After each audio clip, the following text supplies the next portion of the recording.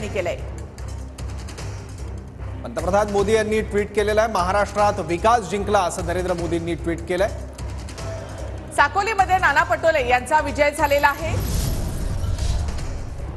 साकोलीमध्ये काँग्रेसचे प्रदेशाध्यक्ष नाना पटोले हे विजयी झाले। गेल्या काही फेऱ्यांमध्ये नाना पटोले हे पिछाडीवर होते, मात्र अखेर साकोलीमध्ये नाना पटोले यांचा विजय। साकोलीतून नाना पटोले 152 मतांनी विजयी झालेले आहेत। महायुतीचे उमेदवार ब्राह्मणकर यांचा त्यांनी 152 मतांनी पराभव केलेला आहे आणि 152 मतांनी नाना पटोले विजयी झालेले आहेत साकोलीतून। आटीतटीच्या या लढतीमध्ये नाना पटोले यांचा केवळ 152 मतांनी विजय झालाय। साकोलीमधून नाना पटोले 152 मतांनी विजयी झाले आहेत। अविनाश ब्राह्मणकर महायुतीचे उमेदवार त्यांच्या विरोधात होते। सकाळपासून आटीतटीची लढाई दोघांमध्ये बघायला मिळत होती। अवघ्या 152 मतांनी नाना पटोले यांचा विजय झालेला आहे। या विधानसभा निवडणुकांमध्ये काँग्रेसच्या दिग्गजांना मोठा फटका बसलाय, तर साकोलीमध्ये नाना पटोले यांचा निसटता विजय।